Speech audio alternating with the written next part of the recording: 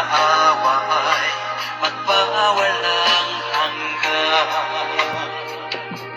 Pinupuri, sinasamba kita,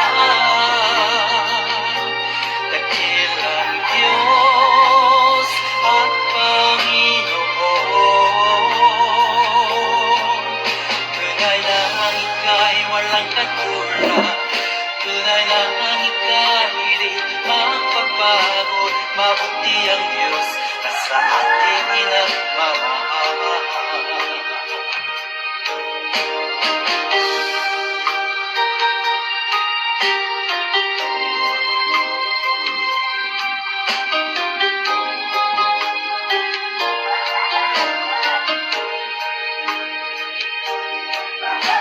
Ay buti-buti mo, Panginoon, sa lahat ng oras, sa bawat araw, kahit laging tapat kong magmahal. Ang iyong kaawa ay magpawalang hanggan. Pinupuri, sinasamba kita, dakilang Diyos at Panginoon. Tunay na ang ika'y walang katulad, tunay na ang ika'y di magpapagod. Mabuti ang Diyos na sa ating pinagmamahal. Pinupuri, sinasamba kita, dakilang Diyos at Panginoon. Tunay na ang ika'y walang katulad, tunay na ang ika'y di magpapagod. Mabuti ang Diyos na sa ating pinagmamahal. Mabuti ang Diyos na sa ating pinagmamahal. Mabuti ang Diyos na sa ating nagmamahal.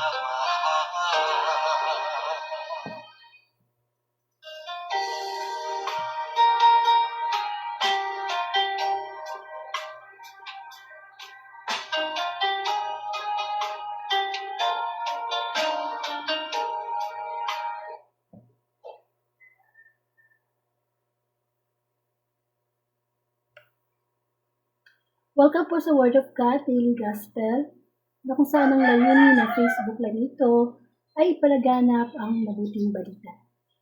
Sama-sama po natin pakinggan ang mabuting balita sa araw na ito.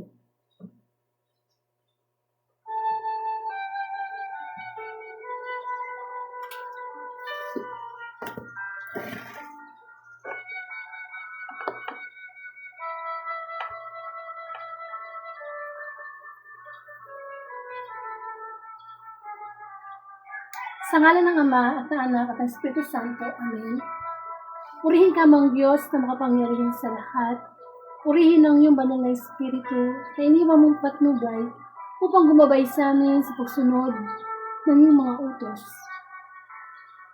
Banal na Espiritu, manahan ka sa aming puso, ikaw ang aming pag-asa, at patuloy kami nagtitiwala sa iyo.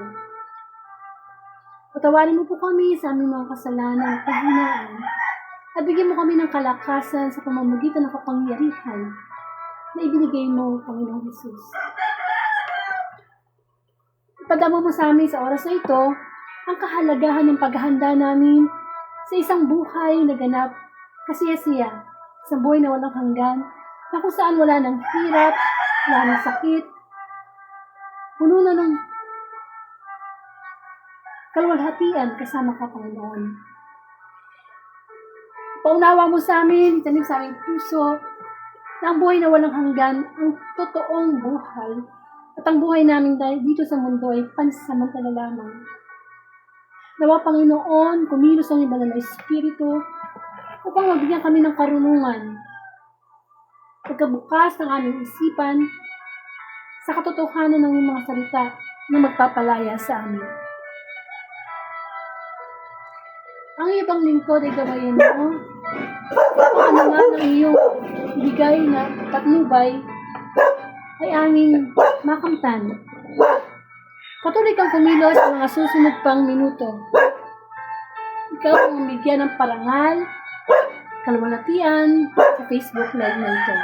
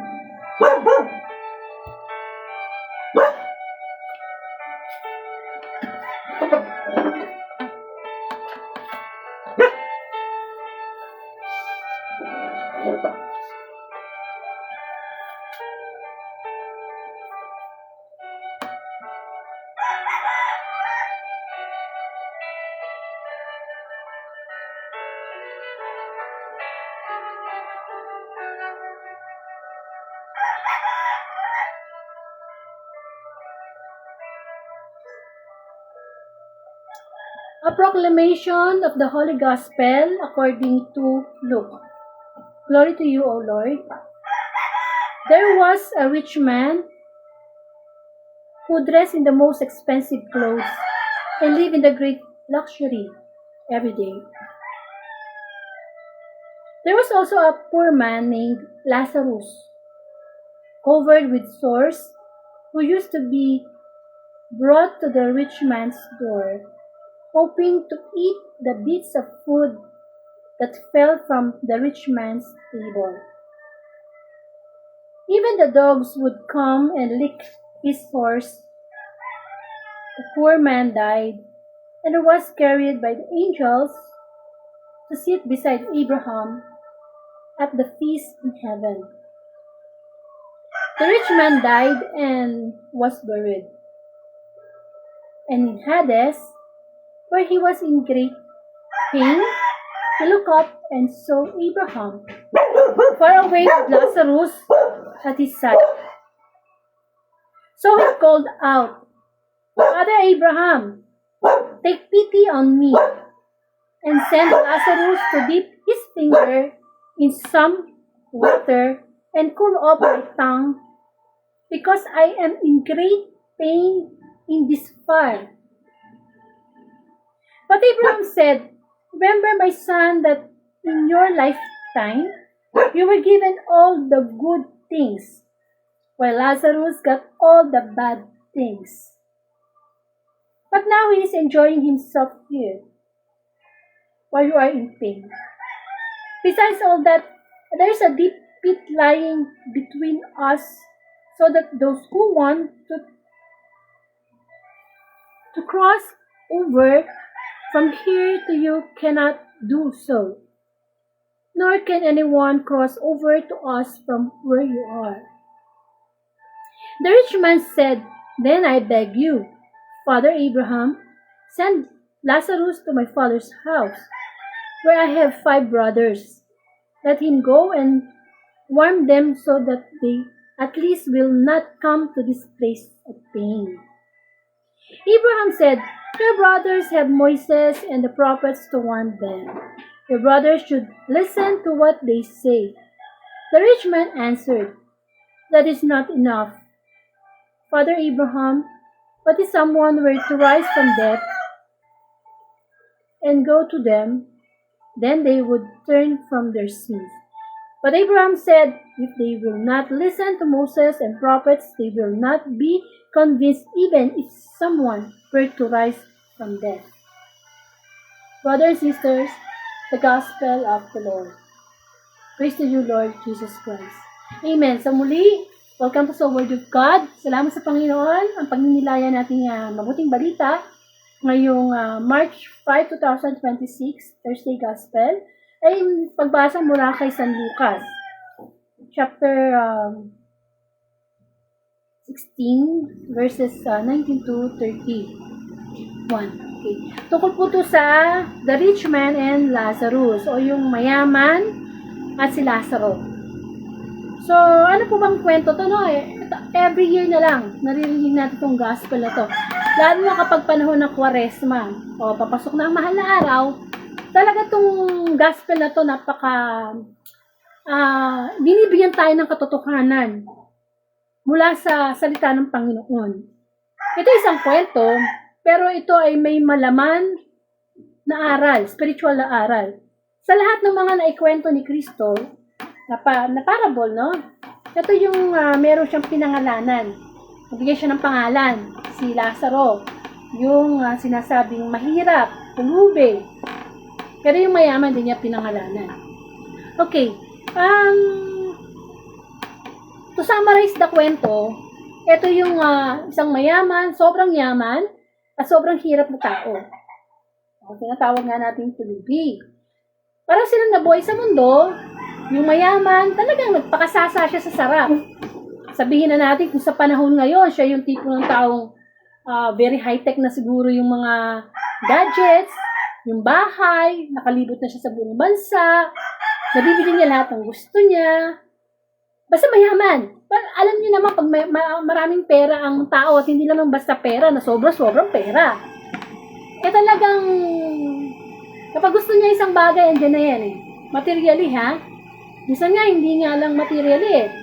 May mga tao sa sobrang yaman, kayang bumili ng pagkatao ng isang tao. Kayang magbayad ng mga heart killer para ipapatay. Sa sobrang yaman ng tao, ito pa pinakamahirap sa lahat. Mayaman na, gusto pang yumaman, mayamang na, gusto pang mayamang pa. At yan ay nangyayari sa ating gobyerno. May pera na, gusto pang magnakaw, nakanakaw na, gusto pang mapaldo-paldong pera. No? Iba kasi ang pera eh. Kapag pera ng pinag-uusapan, naiiba na ang karakter ng isang tao.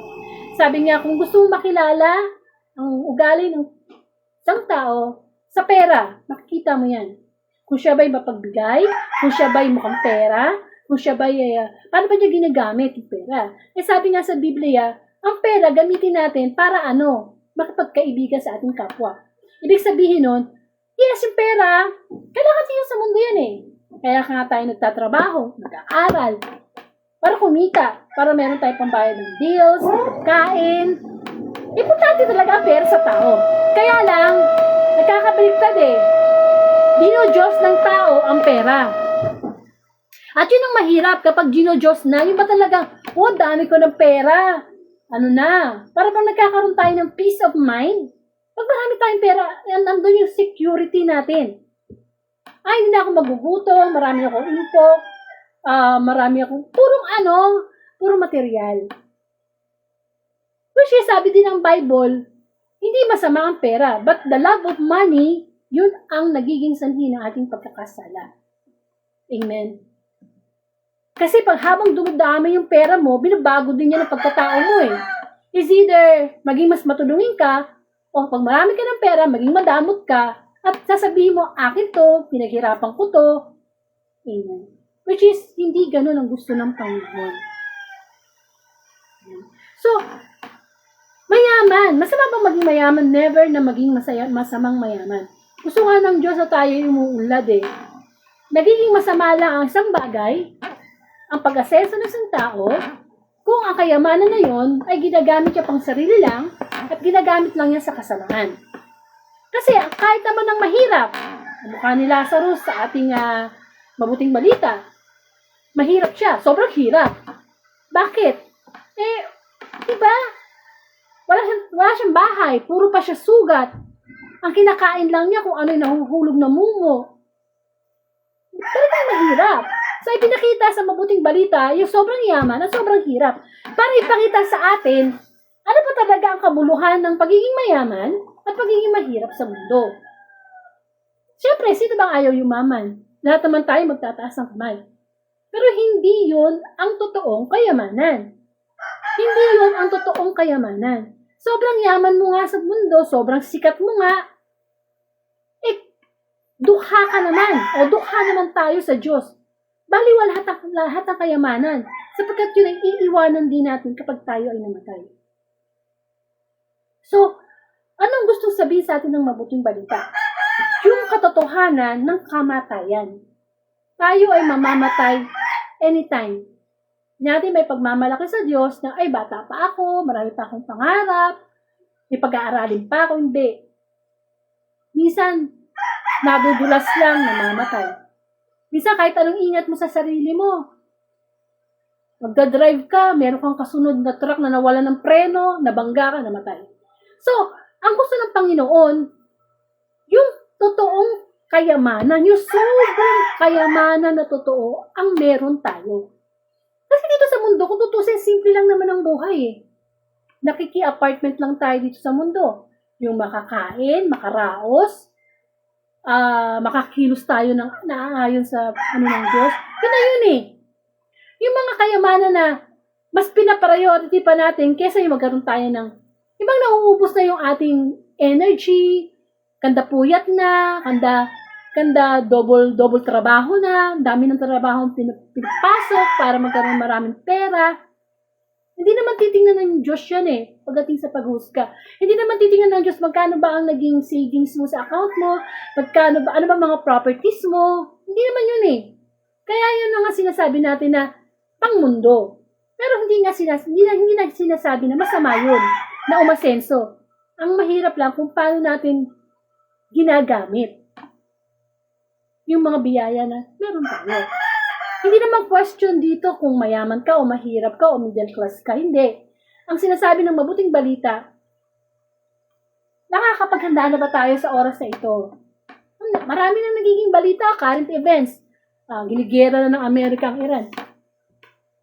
Nagkakaroon na ng mga digmaan, mga bagyo, mga tsunami. Ang dami na nangyari sa mundo eh. But the fact na buhay pa tayo sa araw na ito, binibigyan tayo ng pagkakataon ng Diyos na magbalik loob. Kaso hindi natin binibigyan ng prioridad. Bakit? Sapagkat buhay tayo physical, pero patay tayo spiritual. Alam niyo yon? Paano kung wala na lahat? Wala na yung yaman mo, wala na yung bahay mo, wala na yung trabaho mo, wala na yung pamilya mo, wala na lahat. Ano? Nandun na tayo sa paghuhusga. Saka pa lang ba tayo magsisisi? Saka pa lang ba sasabihin natin, Lord, patawarin mo ako? Hindi na. Kapag tayo ay namatay, wala nang, kahit anong pagsisisi ang gawin natin, hindi yan tatanggapin ng Diyos. Kasi sobra-sobra na yung panahon na ibinigay sa atin, buhay tayo eh. Pero binaliwala natin. Maybe we listen to the gospel, but hindi natin ito siniseryoso. Kung talagang sigurista tayong tao, una nating isisecure ang ating kaluluwa. Kasi dito, ilang taon lang ba tayo maging nabubuhay? 20 years, 30 years, 100 years? Samantala pag namatay tayo, yun na yung sinasabi ng Diyos na wala ng hanggan, wala ng kamatayan. Kaya nga binabanggit ang langit at ang impyerno. Dahil dito sa mabuting balita, yung mayaman nagpakasasa sa mundo, walang Diyos, walang panahon sa Diyos, hindi nagdadasal. Saan siya napunta? Sa impyerno. So, kung napunta siya sa impyerno, ano ang reklamo niya? Nagreklamo siya, di ba sabi niya, ang sakit. Naghingi pa nga siya ng, alam mo yung a drop of water. Alam natin yung tulo ng tubig. Kahit yun lang. Maibsan lang kahit konting nararamdaman niyang init. Paano ba dinidescribe ng Bible ang impyerno? Dagat-dagatang apoy, mga uod na hindi namamatay, araw at gabi, pahirap, walang katapusan. Samantalang dito sa mundo, makaranas lang tayo ng konting init, lalo na ngayon, magsa-summer. Reklamo tayo, no? Sobrang init, nakakaano. Paano pa kaya yung reklamo ng mayaman doon sa impyerno? Na talagang init na init siya. Nainggit siya doon kay doon sa mga Lazarus sa pulubig kasi napunta sa langit, inaaliw na ng mga anghel. Ang katotohanan na maiksi lang ang buhay natin dito sa mundo kumpara doon sa buhay na walang hanggan. Na hindi na siya magugutom, hindi na siya maghihirap, hindi na siya magkakaroon ng sugat, ng sakit, inaaliw na siya ng anghel. Yan ang sinasabi na paano ba tayo makakapunta sa langit? Dahil ba nagiging mabuti tayong magulang, mabuting anak, mabuting tao? Hindi. Mapupunta tayo sa langit dahil mahal natin ang Diyos. Yun ang sukatan ng Panginoon. Hindi dahil sa naging mabuti kang teacher, naging mabuti kang abogado, hindi. Love God with all our heart, soul, mind, and strength.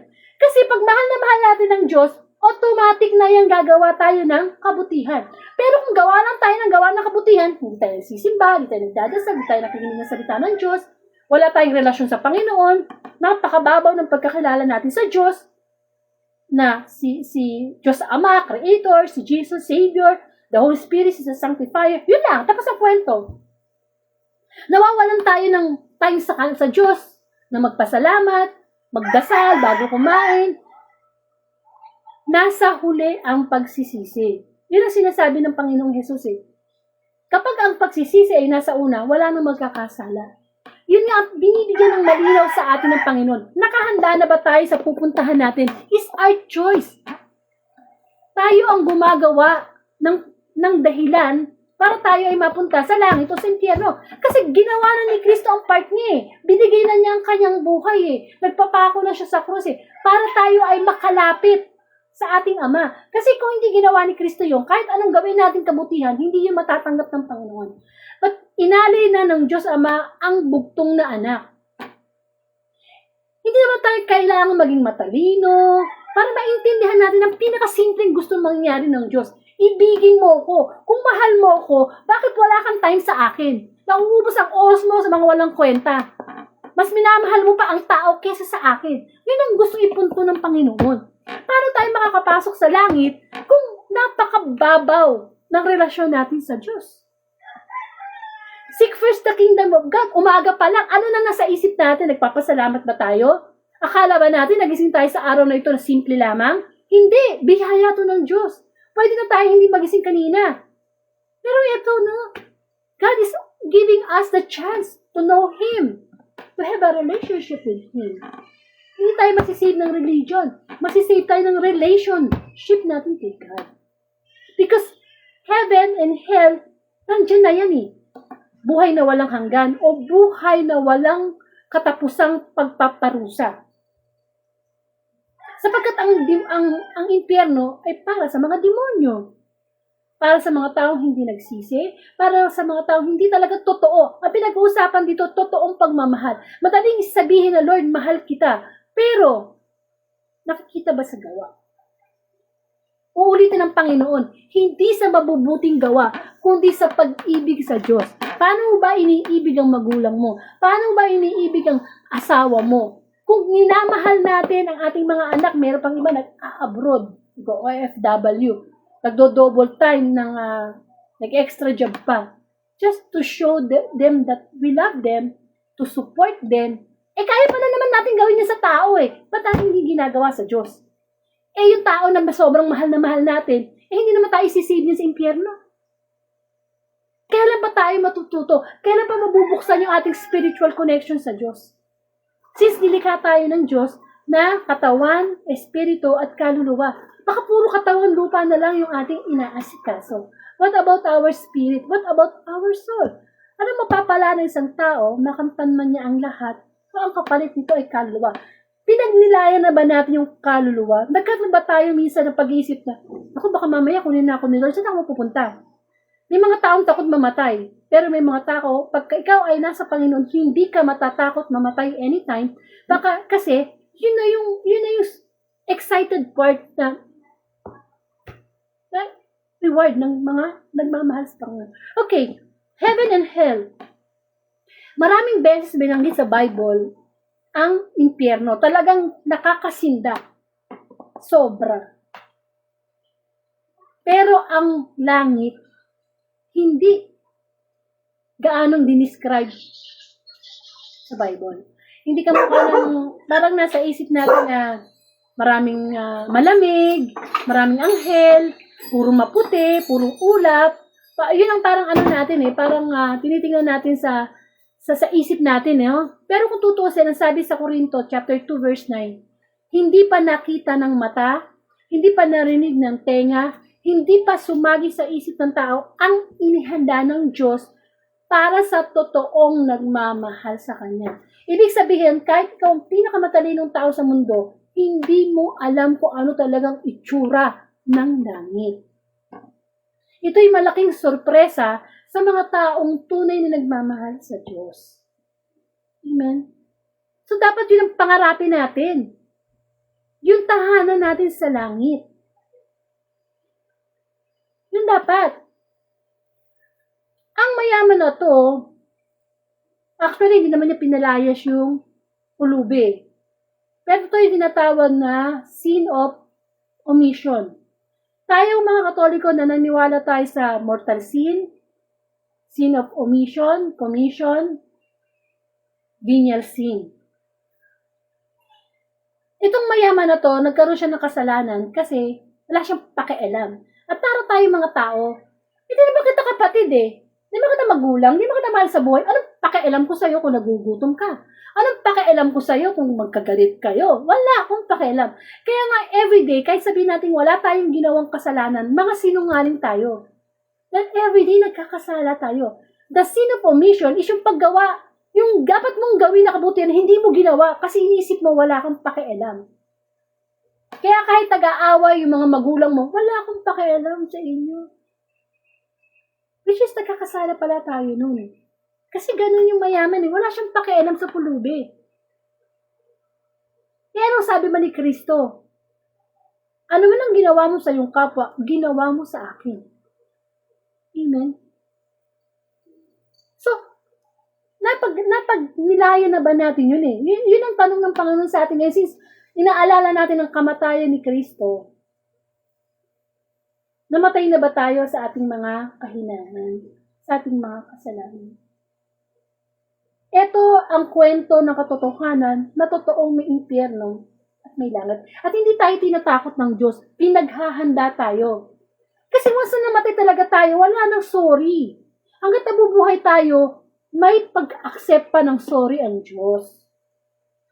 Pwede pa tayo, kahit naging masama ka buong buhay mo, tapos itong araw na to, tinanggap mo ang Panginoon, nagsisi ka, at talagang ang pagsisisi ay may kasamang gawa, kasi hindi naman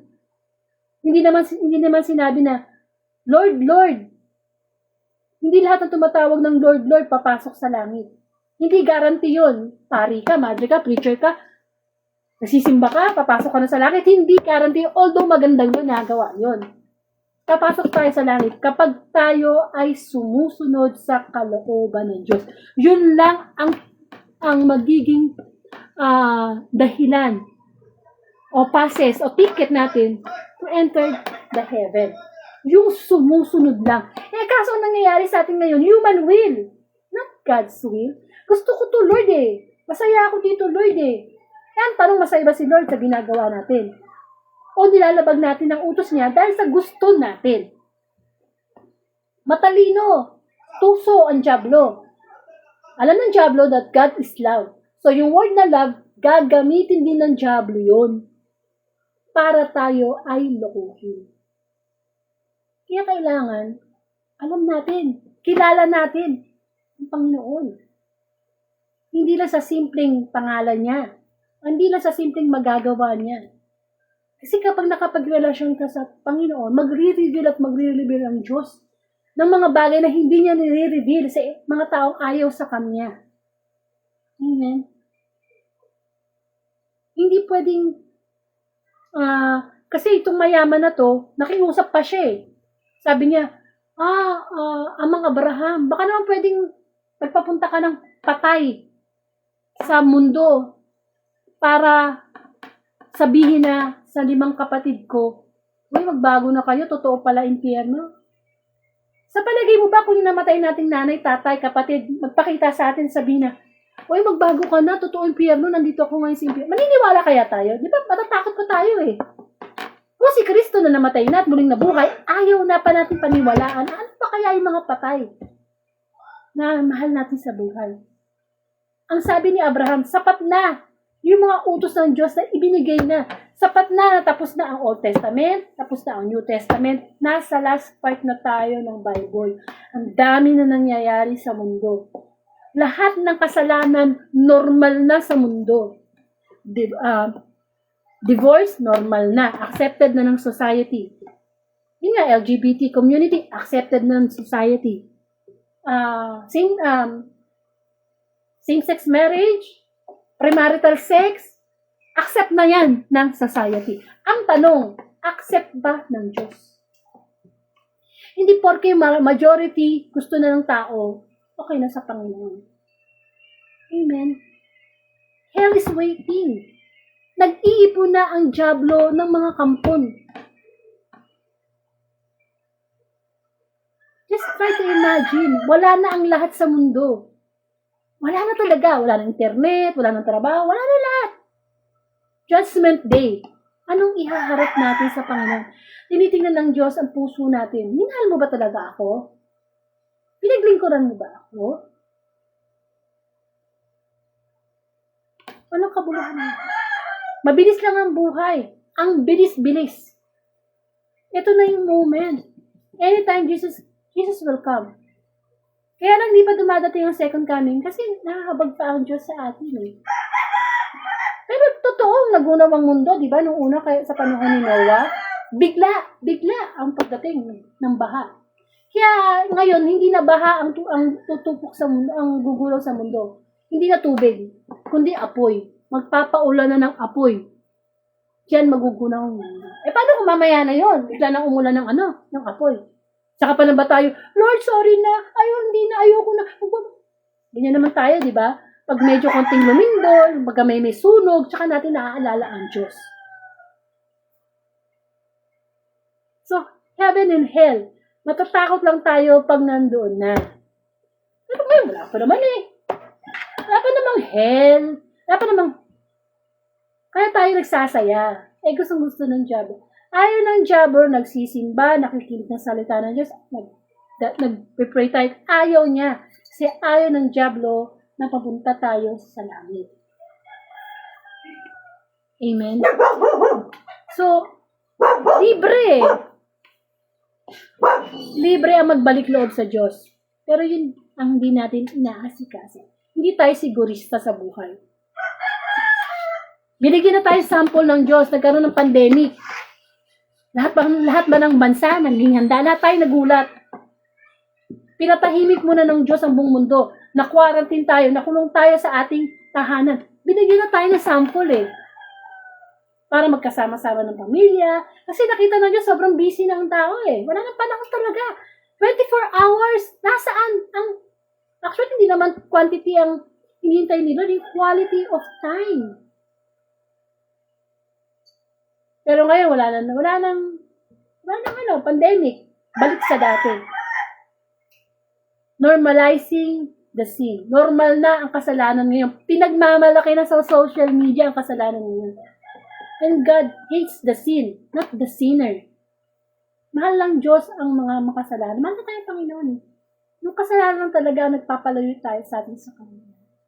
Kaya kung mapunta man tayo sa impyerno, walang pagkakulang ang Diyos sa atin. At never na i-accept ni God ang ating remorse, ang ating repentance kapag tayo ay namatay na. Kasi yan ang mabuting balita. Namatay yung mayaman, namatay yung mahirap, doon pinakita ng Diyos na eto na, i-enjoy na ng mahirap yung kanyang reward.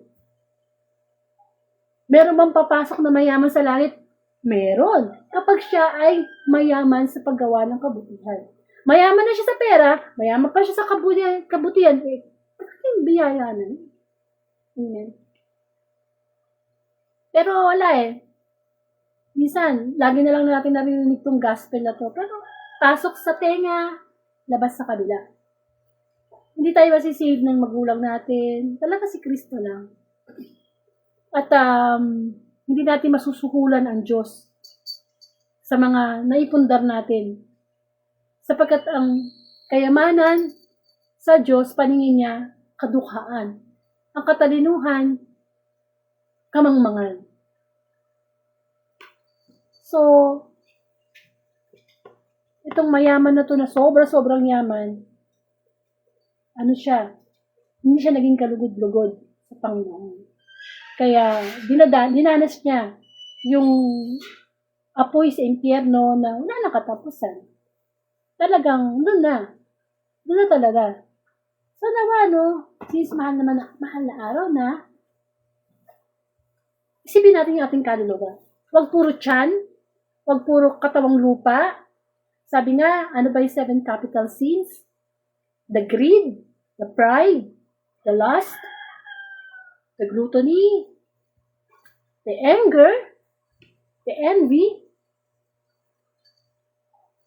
Panahon na ng pagninilay na, saan kaya mapupunta ang kaluluwa natin? Tayo ang naglalagay sa papuntahan natin. Na kung magro-roll call na ang Panginoon sa taas, nakasulat ba? Matatao ba yung pangalan natin? Kasi pag wala sa Book of Life, impyerno tayo. Amen. Pero po tayong closing prayer. Muli, Panginoon, marami pong salamat sa pagpapaalala mo sa amin na aming kaluluwa ay dapat naming binibigyan ng pansin. Sapagkat anytime nga, pwede mo kami kunin.